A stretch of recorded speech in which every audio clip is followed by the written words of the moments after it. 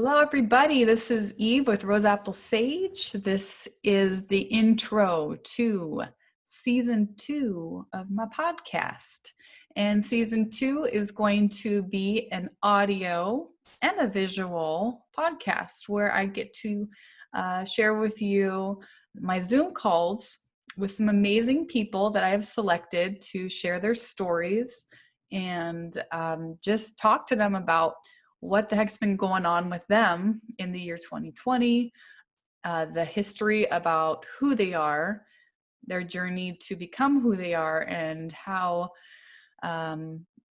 usually I chose them because they are being of service in this time. They have valuable content to offer the masses, and this gives them an opportunity to be on a platform that they possibly haven't been on yet, which is, in this case, YouTube or what other social media or however this gets distributed. It gives them an opportunity to share their story with people that may have not heard them yet. Or maybe you have heard these people and there's something of a nugget in these conversations that you didn't know about them before. Today we are going to be talking with Sammy from Soul Supper. She is an Aura Intuitive, and she is an incredible Reiki master, shamanic journeying, and masterful being who has been doing this work for a very long time, and discovered her gift at an early age where a lot of us seem to gather them, but she stuck with it, and she developed her unique skills of seeing the auras and her intuitive nature, and developed services now for other people where she can do aura readings, Reiki sessions.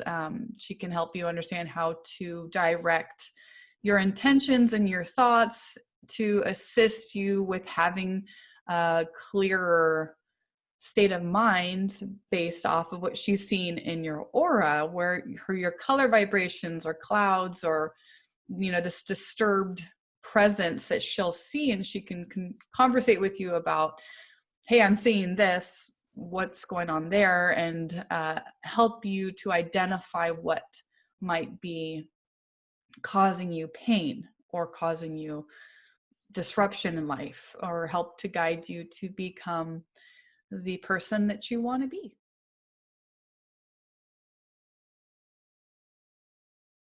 How are you enjoying this rain? I thought that was interesting to wake up to the rain.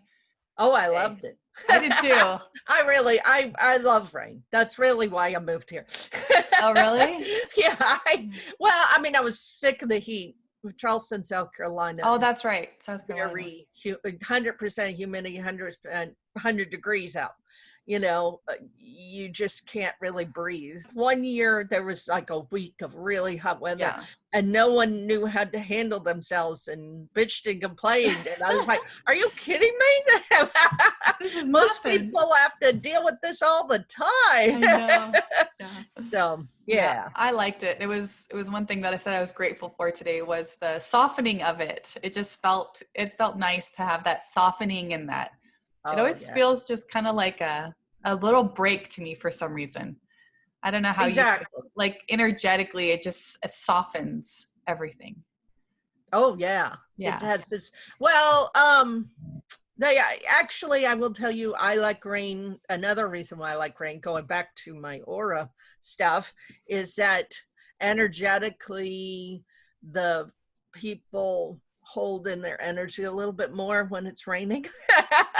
And my family calls it Sammy Day, because whenever it's raining, they're like, oh, it's a Sammy Day, because they knew I liked it better, because when the sun shined and everybody's like kind of spreading their aura out and they're all excited and they're and I'm like, oh, the energy's just too much. Whereas when it's raining, everybody's kind of inside and, oh, I'm going to read a book and be quiet, and they bring their aura in a little bit. So from the standpoint of that, I've always loved rainy days more. Maybe I'm on the same boat. Mhm. I'm very peaceful in that sense, where it's too erratic or there's too much going on. I get overwhelmed, and I don't Mhm. enjoy that as much as I enjoy that piece of like being in my own head, because there's a lot going on energetically. Sometimes it's hard to keep it together. Yeah, so I was really excited that you agreed to come on here. Yeah, Yay. you've been an Yay. inspiration to me on my journey last couple of years, just figuring out what the heck I'm doing and who I am. And you've helped me a lot. Oh, So good. yeah, Well, thank you that's so good. much. Yeah. That's going back to what you were asking about my journey. I was like, yep, that's really what it is. I Yeah. just want people to empower people to really know that they're powerful, that they don't have to look outside themselves. We all have our own power. We don't need to, there really isn't any magic pill out there. Our magic pill is us. It Right. really is, about us really feeling our power and really feeling our energy. And I think another side of, well, we can go into that on the, but the biggest thing is about the whole, we really are brainwashed in school to not really allow our own power to emerge um, in a lot of ways. And I understand as a society, you have to control society, but it really gets people to the point where they don't know what their own energy is once they're 18 and they get out of high school. They really don't. And Right. so there's a lot of very energetically immature adults out there. A lot. Because they just really don't, they never were able to really feel their true potential, their true energy. And so they're going by ego, and they're holding on to that ego, and they think, oh, the ego's loud, it tells me what I'm supposed to be doing. And I'm like, don't you realize your energy is a whisper? Your Mm-hmm. energy is that soft, calm, a middle ground, and Right. we're not taught that, So and so how do you help people with that? How do you, I mean, for me, I know that you have this beautiful way of, when you're counseling, you have this silent pause. You have this like, well, what do you think, Gaber? It's like you have a really beautiful way of empowering others. What do you think is like the one thing that you practice with helping others to be in that state of mind, to break free of that? I mean, we are body, mind, spirit all in one. So you do have kind of three systems going at once. So it is kind of at times where you're like, oh, I have three personalities, because Yeah. your spirit wants to run and dance and do everything, as we know. Spirit's like, yeah, sure, I can do it. And then your mind is like, oh, that sounds good to me. And let's do this, let's do that. And then your body's like, whoa, whoa, whoa, whoa, whoa. I'm not sure if I can handle this. I'm not sure about this. I need to know what's going on. For some reason, the body is the worst. Yes, it's because of manifestation. It's good that we don't manifest everything we think, Yeah. but it's also, our body is kind of slowing us down on purpose, because we're grounded. We came here to the earth to experience everything through a body. So the biggest kind of obstacle, I would say, is that even spiritual people, that not that anybody's better than anybody else, but have evolved more to understand there's a connection of all three versus just the two, the mind and the spirit going on. They really, you have to kind of talk to your body and kind of say, okay, how does this feel? Any decision, even though people just kind of think if it's a decision they have to make, they have to think it through, and it's all feeling. I go, well, if your body doesn't, if you feel it in your gut that it doesn't feel right, why did you go ahead and do it? I Right. mean, all the time we hear people going, I knew I shouldn't have done that. And I'm like, well, why'd you do it then? And they're like, well, because people were saying, and it really is that brainwashing I was talking about, to believe that we have to go along with the tribe. And I understand tribal energy is good to survive, but it also gets you in trouble, because we all are one little piece of a huge jigsaw puzzle. Mm-hmm. But if we get broken, then the whole jigsaw puzzle won't be complete. Right. And that's been something I've been understanding, and it's been hard for me to understand, but that the ego is actually placed there for a purpose. And that's not always a bad thing. I think a lot of us are just like ego, you know, like erase the ego, but there's something about it that's saying center in who you are and what you desire and what, like, the essence of you. Exactly. Because that's the puzzle piece you're talking about.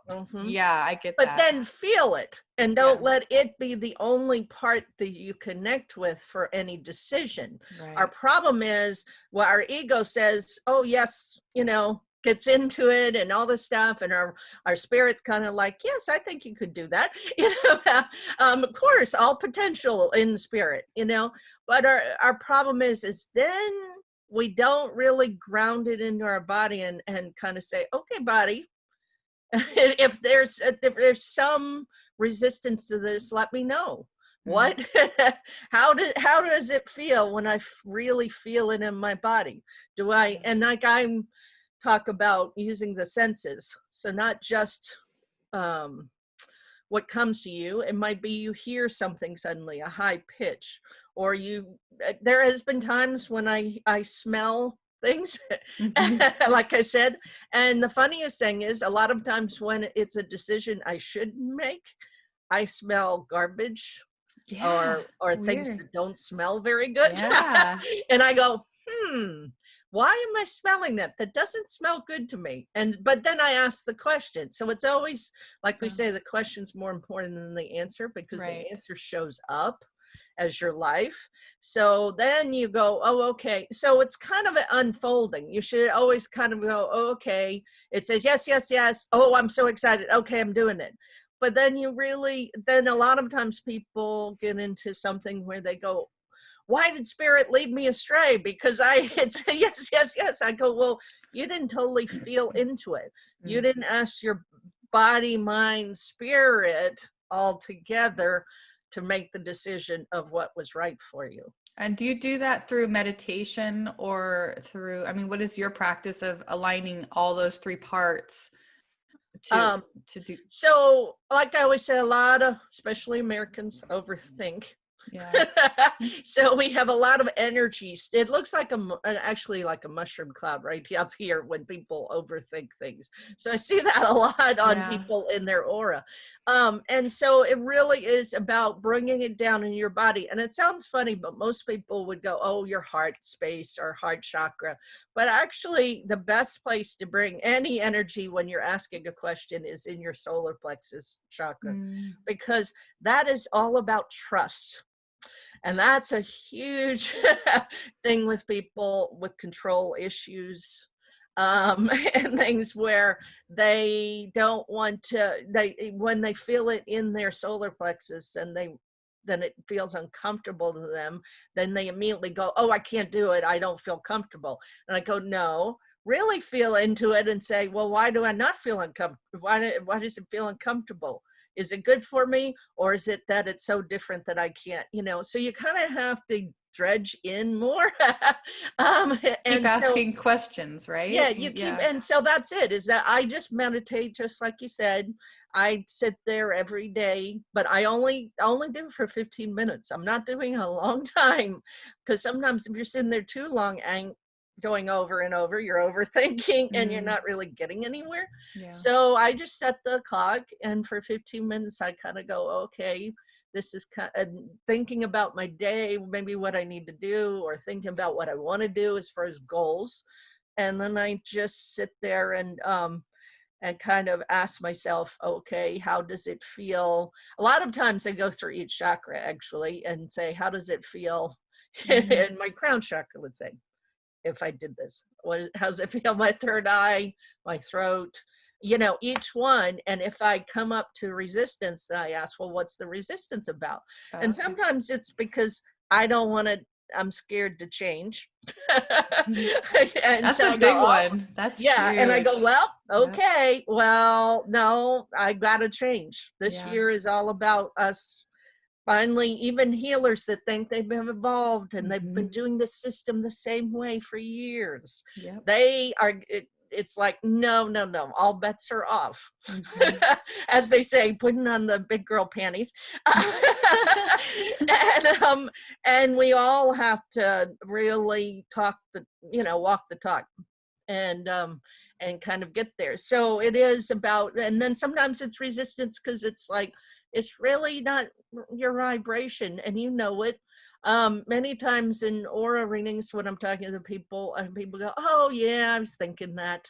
And I go, I know you were thinking it, and it's in your aura, and it's about you knowing that you have the power to connect to this. Right. Not saying that there isn't a reason for me to be here to help you, but it also is, I mean, my whole goal when I work with people is to allow them to evolve. And I send out, as you know, I send out exercises, and I try to really get people to their point where they feel their own energy and what's right for them, and start to know that when they connect with their energy, they'll, they don't have to worry about things. We Right. got so much worry. Right. I'm so worried about what I'm going to do, where I'm going to live, and after a while, it just makes your energy go in a spiral and gets you nowhere. So when you really feel your energy, you're like, I'll be here. I'll be all right, no matter what happens. Amen to that. Yeah. Wow. that hit home, what you just said. And I think a lot of us are going through that right now in this, shift right now in 2020. We've all been dealing with the what now? Everything's changed, or everything I was doing isn't working anymore. And how is it going to look in 3 months or 6 months, or what, so for me, I think there's a lot of panicking happening, or a lot of uncertainty happening, because we don't have anything to hold on to. The structures that were built aren't standing like they used to. So we don't know where to navigate. And I think that you're right. It's like navigate within, navigate and ask yourself, and know that if we're going to be here, we're going to be here, and it's going to just be, right? Mm-hmm. No matter what we try to control it, it's going to evolve and set the stage as it needs to. So absolutely. Yeah, everything is an experience, bad or good. Not saying that I don't like bad experiences. Tell us about your experience, because recently you just had a shift with your space, didn't you? Like you're not operating on the same way you were before. Yeah. So, first of all, one of the big things, I mean, my sister died, and my sister and I were so connected, soul sisters, and did so much energy work together. So it really was, that was very, still going through the grieving part, but it really was even more so than that it was really like this connection that I always had, that I felt like we kind of completed the energy, you know what I mean?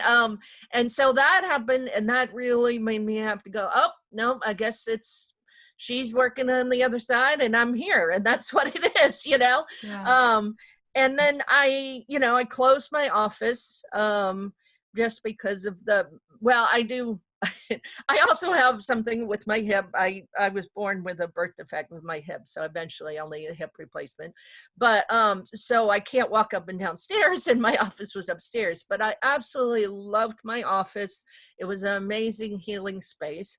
And so kind of that grieving again. So a lot of grieving for not just, I mean, I'm going through it, but a lot of people are going through grieving because they're having to shift their business.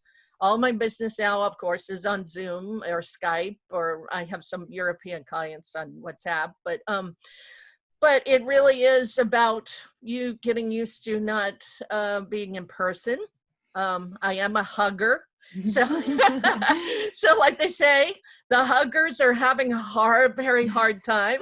I am hugging lots of trees, but it's still not quite the same. Yeah.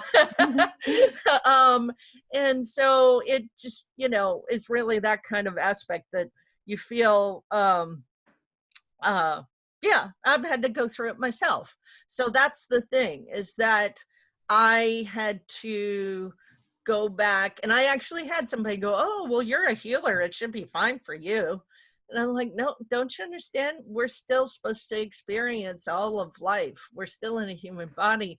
We're not above everybody. Right. There's no guru, really. You know, I mean, people go, oh, that person is so evolved. And then I said, they have stuff every day that goes on. You just don't, they just don't talk about it. Right. Because they're trying to focus on how to evolve in a positive way, not in a negative way. So their focus is always on, well, okay, I learned that lesson. Now what new experience can I have? And so that's the biggest thing about this, is that really people have forgotten, because it's gotten so negative. If you go on social media about the sides, and it really is about being grateful every day, writing the gratitude list, being grateful that this happened, because it's making people wake up, that they were just doing their getting up, going to Starbucks and getting their big, huge lattes and going to work and going shopping and spending all this money that they didn't have. And, you know, I just think it's really been this kind of spirit slap, I call it, where it's like, come on, wake up. Yeah, and, I feel that for sure. So, yeah. So, but it really, also for me, it's just, I feel very much like I have space now. I don't know how to describe it. It feels like by closing my office down and being at home and doing more stuff at home and not seeing as many people, that it's wonderful, because I don't have the distractions. So I'm very more laser focused than I've ever been. So maybe you were just too exposed and people were like, oh, it's okay, Sammy will take care of me, or I'll go see Sammy, or she's doing this and she's available. And I think to be available physically is exhausting for you, you know? And so now you're like, well, these are my Zoom schedules, and this is when I'm available. And if you want additional services, you can go ahead and sign up here, you know? So it's like, everything is as you need it. Yeah. And I honestly, I wasn't taking a day off. Yeah. Okay. Wow. Most of the time, every day, I was available for people. Okay. And I just really, now I take days off. Good. That's good. And I go, well, no, you can text me all you want. I told you I'm not working today. Good for you. So I love that. And that is important. I think that I call this time the rest and reset. So I feel like there's just like this, like, yeah, everybody's going home, everybody's going within, everybody's dealing internally. And that's kind of what you've been talking about, is like, deal with your own self. You know, you are powerful, you are uniquely you, and deal with it and stop asking outside of yourself. And I've been really feeling that too, is like, everything that I need is inside of me and I'm capable. It's just that we don't trust ourselves. Yeah. And I think that we look to you and we say, Sammy, what the hell? I know. I do have this shit. Yeah, I do have people that do that. Yeah, and I get that, but I think that you're really good at turning it back on us and saying, well, why? Well, what's going on? Why don't you go inside yourself and figure that out? And so it's that, I think that's the new shamanic way right now, is that you don't go to the shaman and say, you know, oh, just, I'm going to lay on your table and just fix me, you know? And they're like, yes, I fix you. I'm shaman, you know? We, as you are, you know, I feel like I'm shaman too, but and there's a lot of us that are, and the word shaman is, I don't know how do you feel about that word? But to me, I feel like it's a spiritual advisor and healer. And I feel like you really are in that category of the shaman. And now the shaman's way is to empower the individual to be their own shaman. Do you agree with that? Exactly. Yeah. Exactly. Yeah. It's, that's, I think the biggest thing is that in the past, people felt like, there again, that whole kind of guru syndrome of thinking, and almost not to put down doctors in the medical community, but even doctors had that kind of godlike thing of, oh, I'll go to the doctor and he'll heal me, and I'm only going to follow doctor's orders, and I'm only going to, you know what I mean? And there's many people still are like that, you know? And I think the biggest thing is, if it doesn't feel right, you don't follow it. You don't go Right. along blindly and follow anything. You need to really examine it. And it's the same, and it does go back to the negative stuff that's going on right now. At least people are examining how they feel about things. And if they do feel negatively about something and you're like, oh, but that is their energy. That is where they are. And so as healers, another side of it is very hard to stay in that gray matter in the case of that, because people bring out all this negative stuff. And I'm like, why are you so focused on the negative? Doesn't everybody want, like I said, the government to do good? Because the only way that we can thrive is if the government thrives. Okay, people. So don't, just like law of attraction, don't, they always say, focus on 10 things you're grateful for about what's going on. And in fact, the biggest thing is you should always write, if you're annoyed or mad at something, you should write 10 things you're grateful for about the thing you don't like. Because it makes you realize that it wouldn't spur you on to really be the true you, or to figure out it's all discernment. Everything is love, but the conflict comes up for us to discern how far away we are from love, or how close we're getting to love. Right. So it really isn't about us denying that there isn't that negative thing out there. I mean, and that's our biggest problem, is we deny emotions. We just let them sit there on the shelf and think, oh, I got over that 20 years ago. No, you didn't. You just left it sitting there.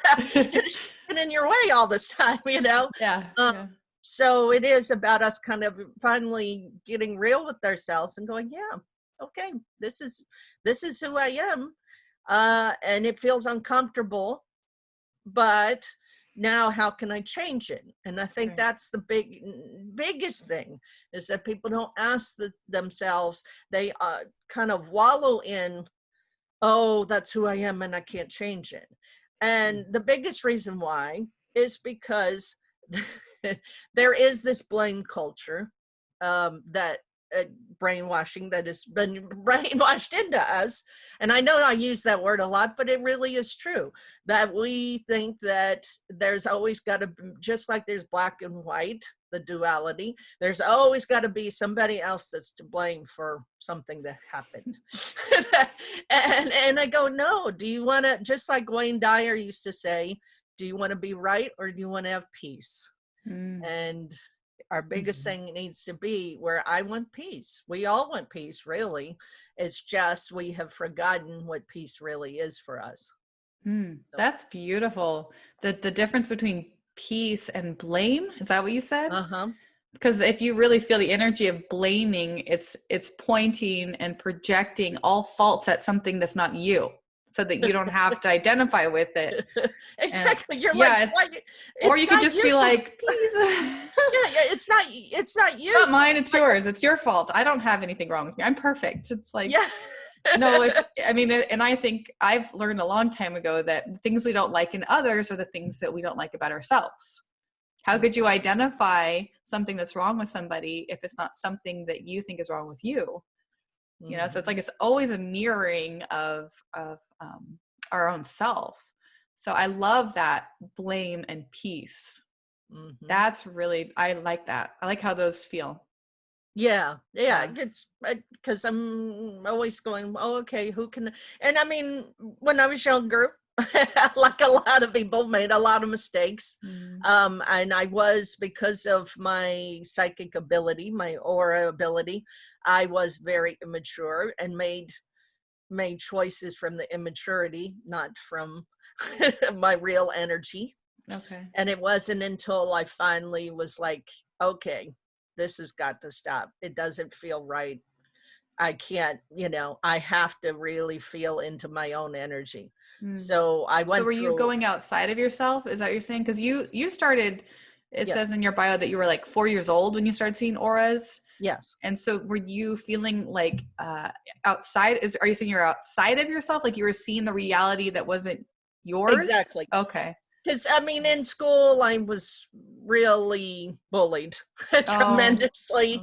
okay. I lived in Charleston, South Carolina, went to a Catholic school, and, and so I was different. I was very different. I was a city girl, grew up in a very liberal restaurant. My mother had a restaurant, and we had all kinds of people come in, and Mm. one of her best friends was a drag queen, and Yeah. you know so Yeah. we were very much different. Yeah. Everybody else were like conservative. Right. In Nothing wrong in with their that. box. Conservative. Yeah. They had their little white picket Yeah. fence and their family and everything, and I was very different. And so, but because I also had adults, not my mother or my family, but adults outside of that, kind of reinforce what the kids were saying, that I Mhm. was a weirdo, that I Mm. didn't, you know what I mean, that they just kind of dismissed me.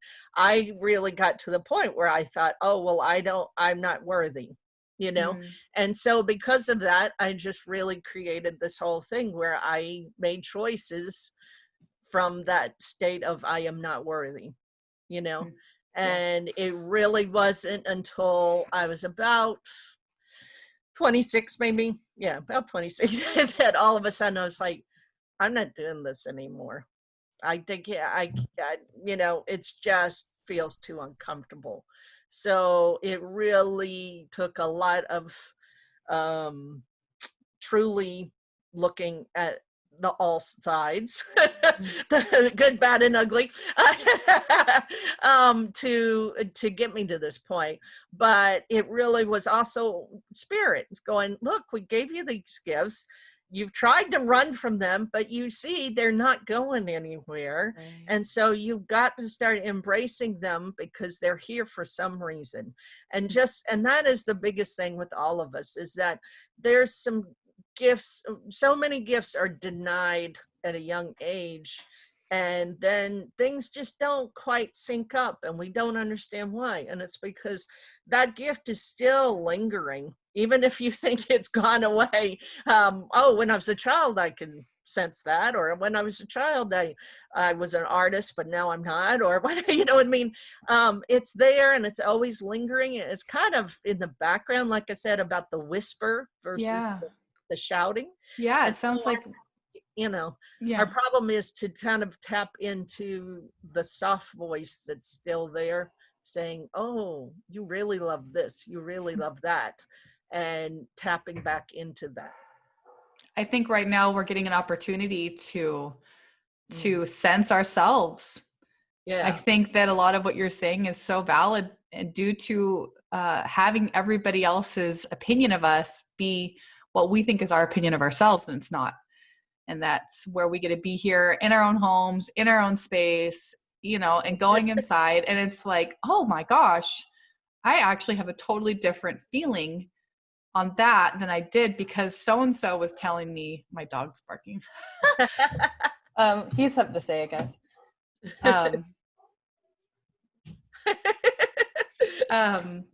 But yeah, that's been for me is the howling, the speaking of the distraction, like the dog, how I was feeling distracted. I wasn't feeling like, I mean, to be your own voice, Mhm. to not always have to hear what everybody's saying about you or what you're supposed to be so that you match what they are, plucking us out and letting us feel it, even if it's just a brief moment, but like, what do I like? What do I want? Who am I? And so there is a great awakening happening with just this opportunity. So I think there's a lot of good coming Oh yeah, from all and that. like I always say, that in this case you're being a human being, not a human doing, because they Right. always first thing is you are what your work is. Like, oh no, No, I you know. know, I no, always try I'm not not. to start a conversation with like, oh, what do you do? And it's like, who are you? Or like, what's your favorite food? Or like, how can I introduce, you know what I mean? Everybody always does that. What do you do? I don't know. Of course, a lot of times I say to people, "Oh, what's your favorite color?" Yeah. I mean, at dinner parties or things I used to go to, I'd be like, "Well, what's your favorite color?" Oh, okay. So Yeah, then that's I'd tell good. them stuff about colors. That's a good idea. Yeah. How Yeah. fun. So, and still is not intimidating and sound too woo-woo, but Yeah. Yeah. You start a conversation that's on a different subject or a different plane and like, oh, well, that's out of the blue. Out of the blue. So yeah, cool. exactly. A lot of sayings, are do have to do with the vibrations of the emotions around the colors. Yeah. So, yeah, Yeah. Yeah. but That's a cool gift that you have. I've been seeing twinkles. I've been seeing, sometimes I see orbs. But I mean, the way that you describe people's auras in your eyes, I mean, it's insane. The way that you see things. And I was trying to understand at what level you've been able to build your awareness of each person's auric level, where it stands. I mean, you must have been, I mean, how long have you been studying the specific, human aura to the um capacity where you can share with a person what you're seeing? I mean, that must have been, yeah. um well, so like I said on my website, it says about when I was about 3, I was might have been almost 4 by then. My mother had a restaurant, and she's busy, and it's lunchtime rush time, and I'm pulling on her apron going, Mom, a guy has purple all over him. Oh, And and she's like, Sammy, I really don't have time for this right now. The restaurant's really busy. And I go, Mom, there's purple all over him.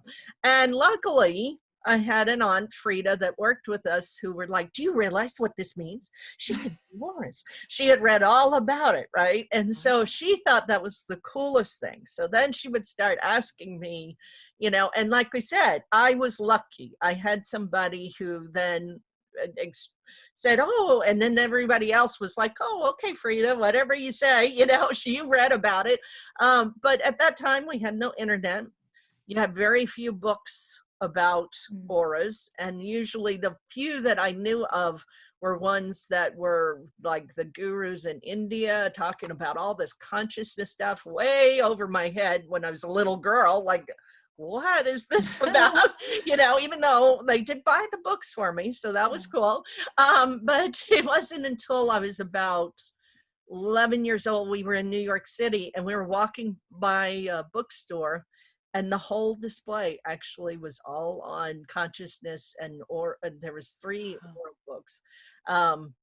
And so we didn't want to go to the Statue of Liberty. That'll tell you. Babs and I wanted to stay there and look at the books. Right. It was so like, wow, So, but it still didn't explain enough. So I started realizing I just got to focus on the energy, and what is, it is. I did not know the meanings of anything. I would just tell people what I saw. And it wasn't until about when I was 16 that it started bothering me, though, really, as far as, I mean, I had the bullying and all this stuff, but when I was 16, it started bothering me because I started seeing when people would die. And I'm not, and that's the negative side, is that you do see sometimes, not all the time, but most of the time you do see it in their aura, or you see a serious illness, even if they seem perfectly fine and don't even know they have a serious illness. So you do see things like that, but ethically, I'm not a doctor. I don't diagnose or prescribe, so I can't tell somebody that. I have in the past said, you have dense energy, you should get a checkup. That's all I say to them, and say it in a really calm way so they don't freak out. Right. But and it has turned out where people in the past have had breast cancer and didn't know it. I had one person had pancreatic cancer. One person had spinal meningitis and was rushed to emergency room that night, and we didn't know really what it was. I just told her what the color was, but I knew it wasn't good. I could just, the energy wasn't good.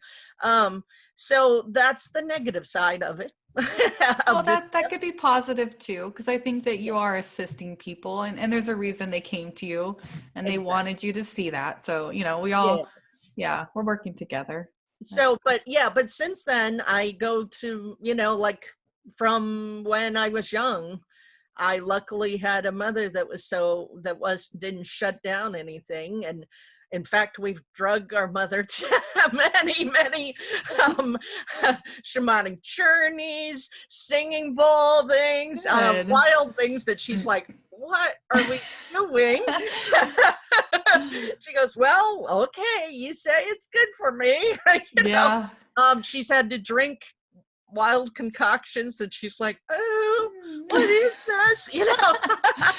So but she's humored us and went, well, okay, but my daughters are that way, fine. Yeah. So it's just been kind of a fun journey that all three of us were there for each other. Well, I do have an older sister and she's very lovely, but she's different. She's not into any of this. Oh, okay. It is about, just she's where she's at and I'm where I'm at.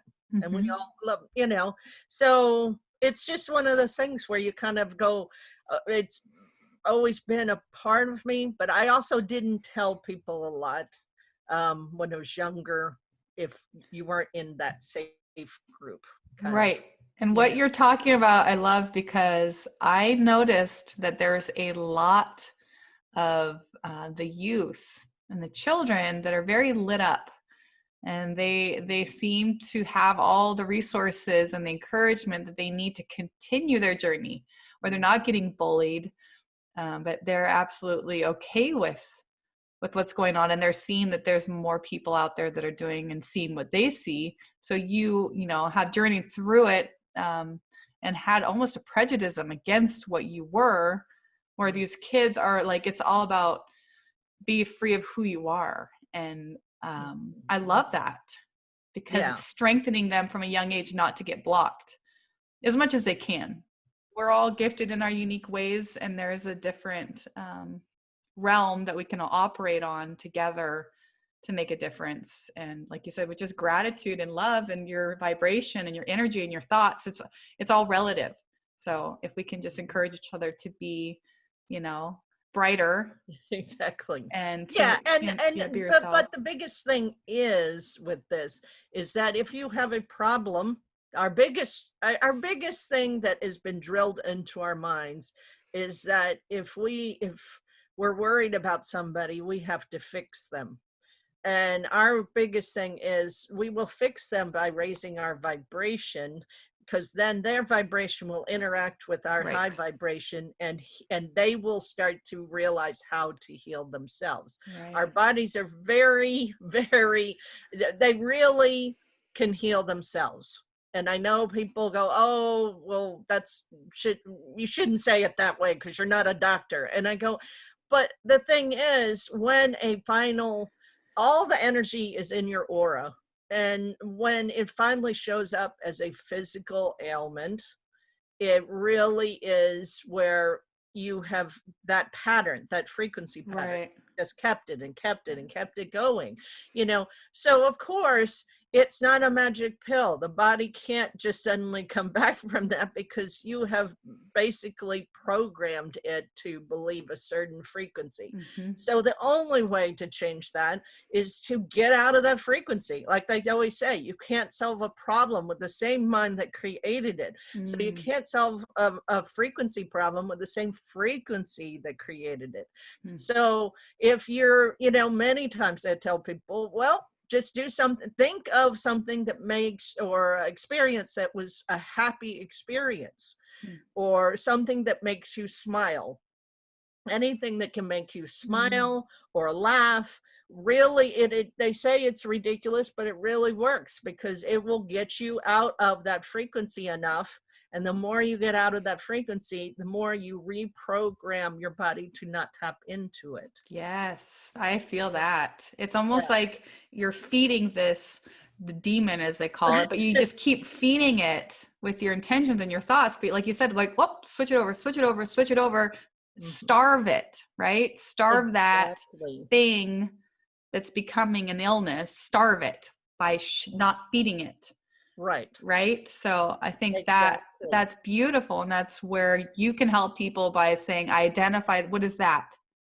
There's something manifesting, or the illness. So I think that's why your gift is so incredibly important, is because you're helping people to identify it and help them work relocate their focus. Even if it's, some people are just there to be like, I'm a light, I love, and their music makes you smile. It's like, thank you for being here, you know, and helping me direct my thoughts. And I think it's important that we're all still here for each other and just how we're supposed to be. Exactly. Whether, And going back to that thing about not feeding the thing is, people go, well, how can I change that? When I least expected, I'm mad or right. whatever. And I go, well, as long as within 20 seconds, it sounds funny, but it really is about 20 seconds, as long as you immediately change your thought to something positive.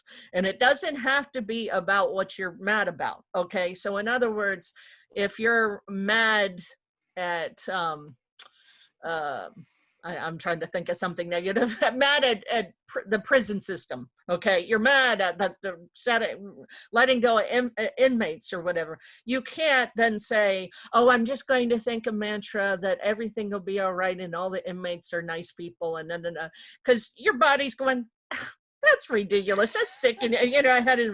So what I'm saying is, if you're mad about something, just the frequency of what you're grateful for will shift that vibration before it kind of sets in. So it's kind of like spilling wine on white carpet. Before it sets in, you want to get it out, right? Yeah. So the same kind of thing with thoughts. If you have if you get mad at somebody and you scream at them, the next second, and I know it's not easy, but it really is about you then suddenly going, oh, I love those flowers over there, or oh, I love the curtains that I have there, or so it can be about anything. Wow. It doesn't have to be about the subject you're mad about, Right. but it does, when you shift it that quickly, you'll notice more and more. You won't get mad, you won't get you won't stay in that, You won't get attached to it.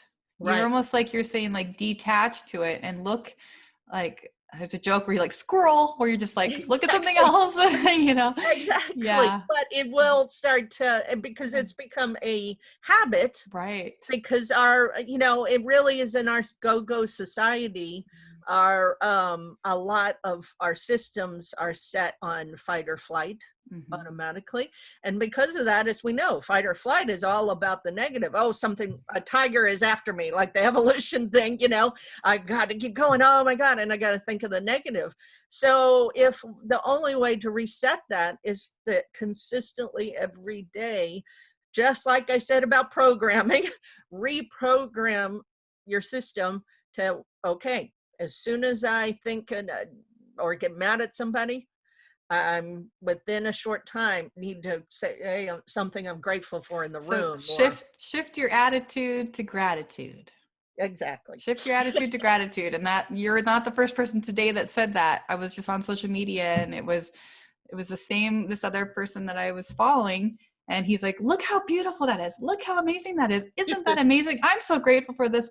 And it was like, okay, I get what you're saying. And now I feel like that's the core of our conversation today, is shift your attitude to gratitude and admiration for the beauty and the distraction of that which is good and beautiful, instead of focusing on what is negative, because then we're feeding that. So feed and nurture and water the plants that are beautiful, right? Like, because that's going to be encouraging the growth of beauty and positivity, and you're And feeding just that. like law of attraction, if you've anybody seen The Secret all those years ago and everything like that, anything that you give energy to persists.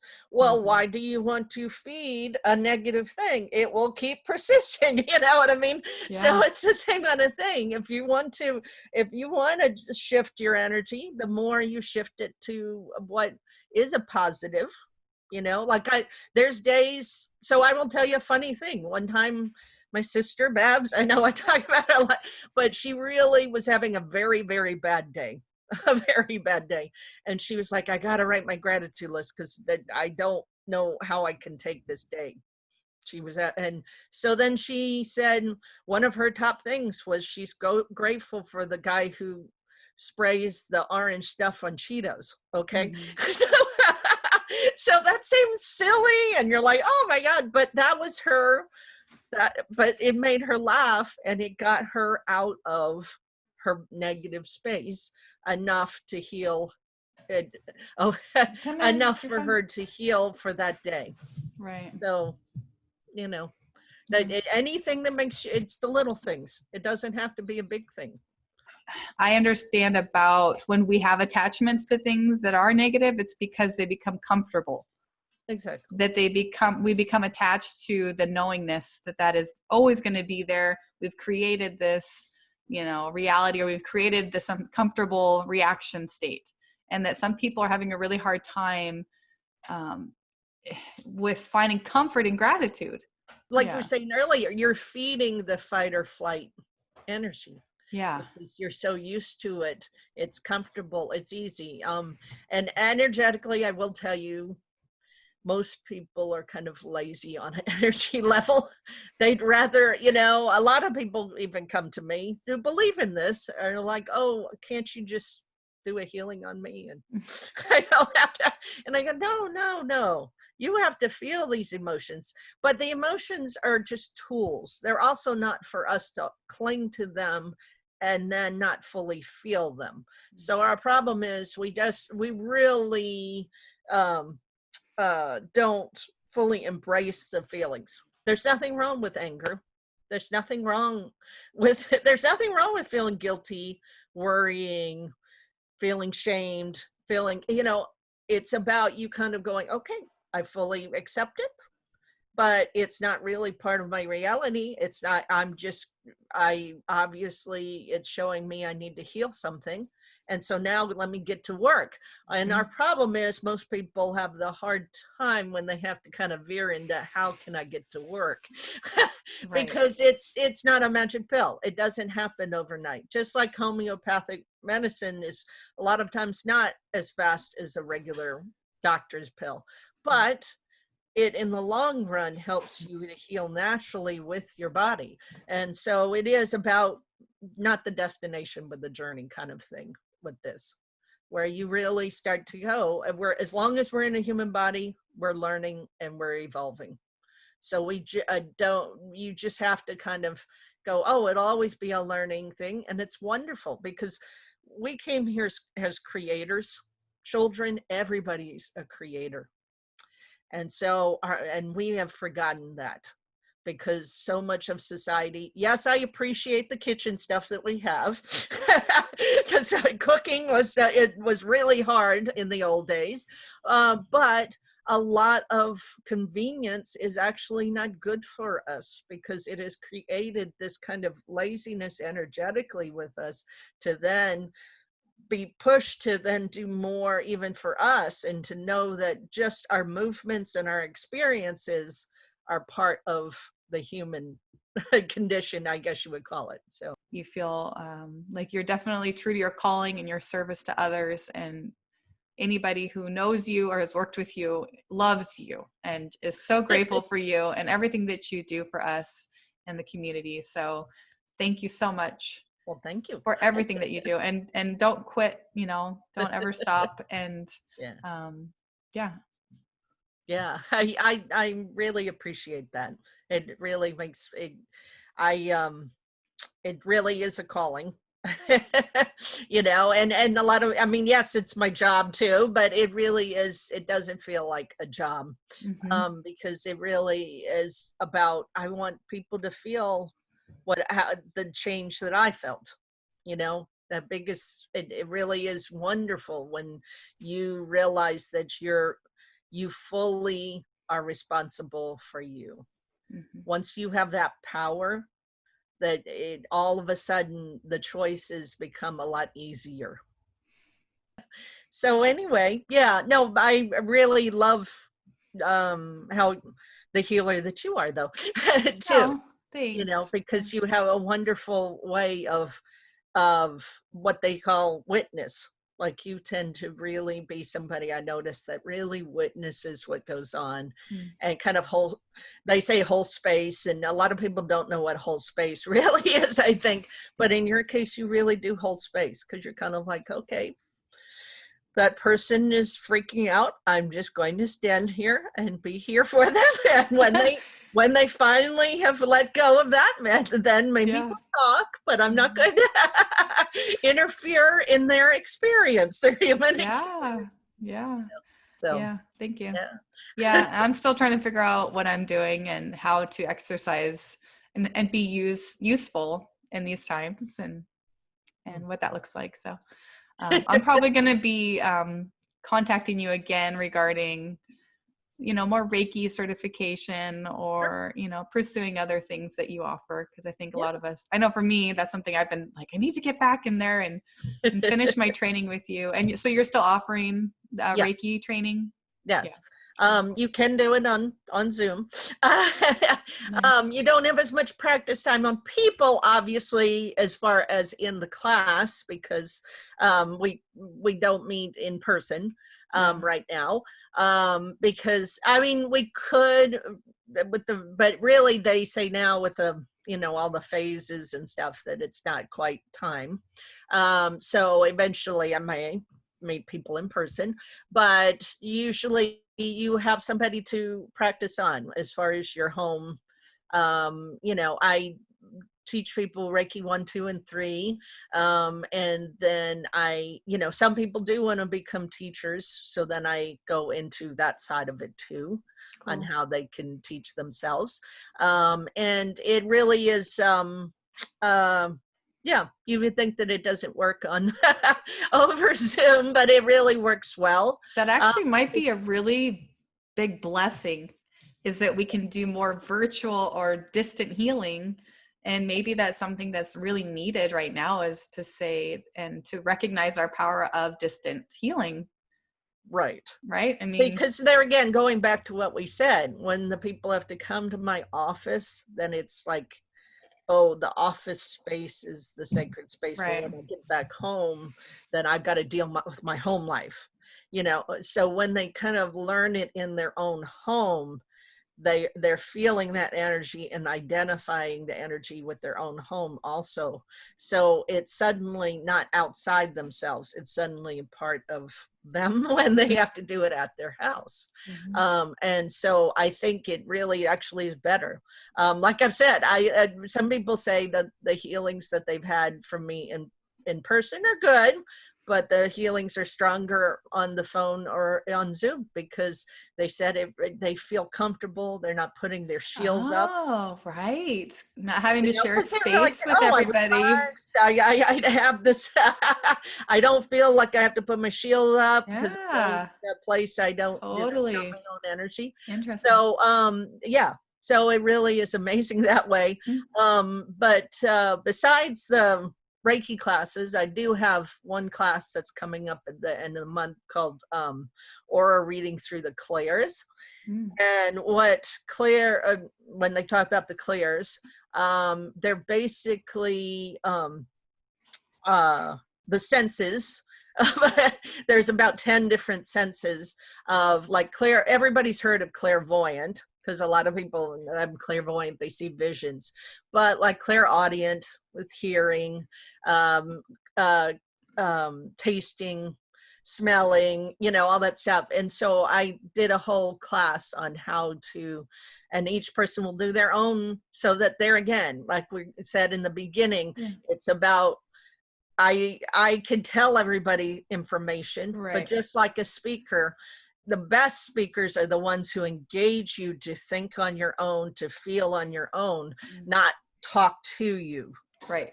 And so the biggest thing about this class will be about everybody being interactive, of actually feeling their aura and how it interacts with each one of the I senses. like that.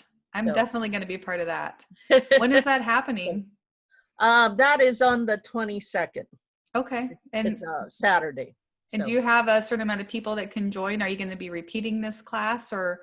Yeah, I'll probably be repeating this class, because this is I kind of taught it in my class before, but this is the first time I'm teaching as a regular class. Okay, cool. So, yeah.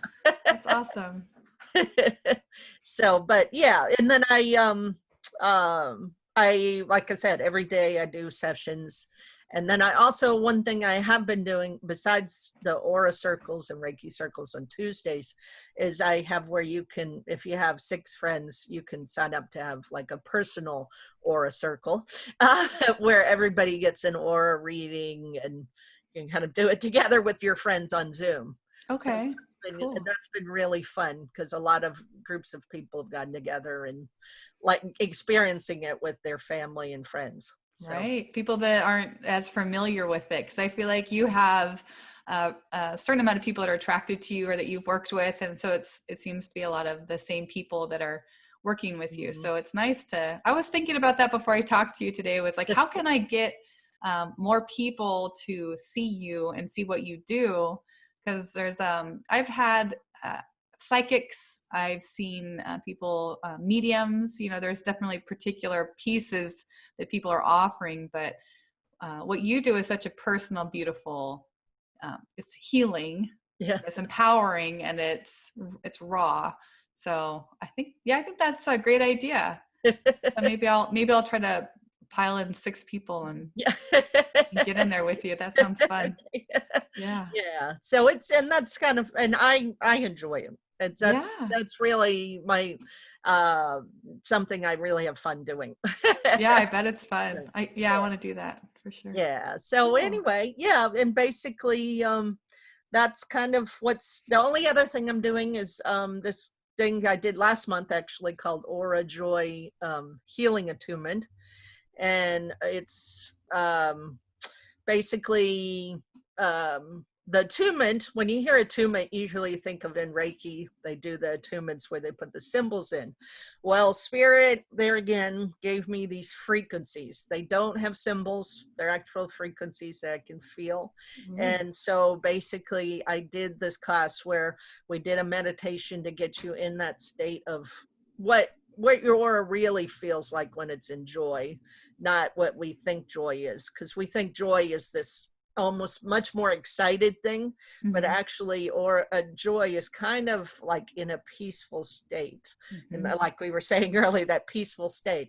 So the meditation gets you into that state, and then I do a whole attunement, and everybody just is receiving the attunement of these frequencies while I. Beautiful. So that's Wow. another thing, and that's going on August 20th. So Okay. Those are all this month. Cool. yep. Right on. Yeah. So anyway, yeah. Cool. Well, it's been wonderful talking to you. You too. And you're a very busy, successful woman, and I'm so grateful that you took time today to talk to me here and to share your stories with us. And I'm sure it's going to help a lot of people get to know you and what you do and your story, and then also hopefully get to work with you or beside you, or in some way, if I just feel like there's a connecting rod between who you are of service to, and you seem to just have this natural ability to be of service Mhm. and magnetically, there for those who need you or need to be connecting with their higher selves. So Mhm. I hope that that reaches who it needs to reach, and that this So was. I will say part of this comes back to the whole of service thing is Mm, that there again, I grew up in a restaurant. Everything was geared as when we were children yeah. to help a customer, help people, very helping. My mother's always been a very big helper. So everything was about service when we Mm, were younger. But the difference is now I feel like it's for the greater good, that it really is. So I just want people to really feel like that they have power, but then also by being in their power, they strengthen the whole grid of power. I mean, they yes. really, they're actually stomping on their own journey or somebody else's journey by Mhm. lowering their vibration to kind of wallow in the stuff with people. And so it needs to be where we don't do that anymore. No, there's no reason to do that anymore. That it's all about us really feeling that we can make a difference. Everybody always asks about how can I make a difference? I go, well, really be you. Really allow you to emerge, Mm. That you is know. so true. Like the rainy days when you say everybody's thoughts and mannerisms change, it's like maybe what you're doing is creating that softening on that grid where you're able to be here, in such an intuitive level, but say like, everybody just come, experience this up here and calm down a little bit. So I kind of like, I feel that grid. That's fun. So, yeah. So I didn't mention my website. I guess I should. Yeah. It's www, of course, soulsupper.com. So it is like supper.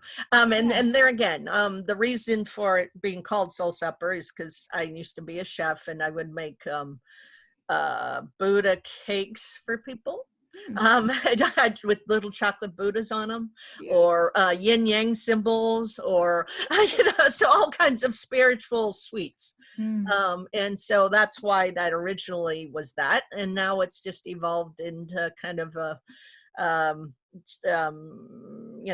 serving yourself, bringing in that energy for yourself. Well, you're serving the people, you're serving energetic food. And I always use the term feed the people, and it goes into a lot of other ways than just the food matter. But what you're doing is you're feeding the people. So you are still offering.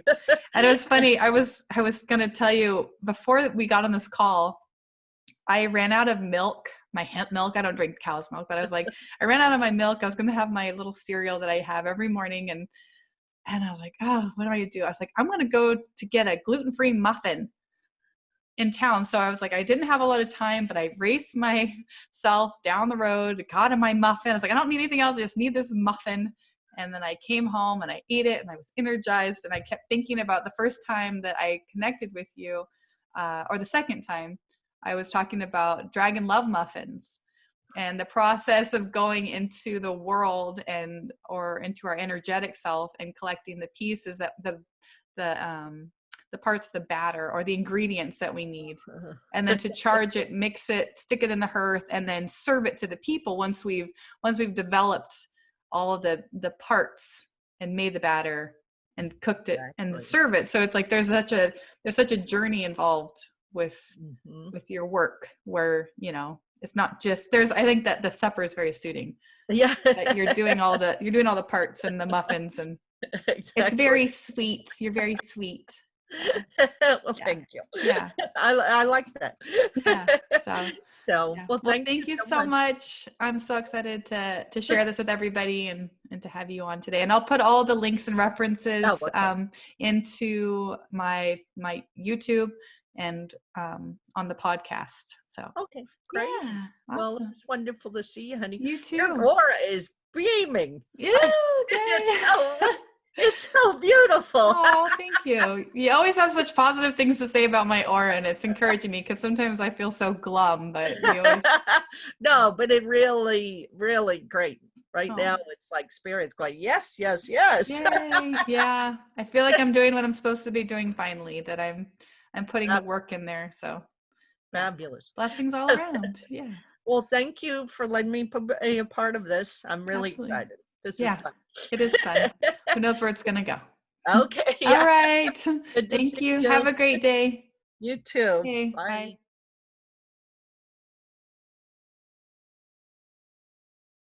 And I'm going to start talking until she gets on, and that'll help warm up my voice.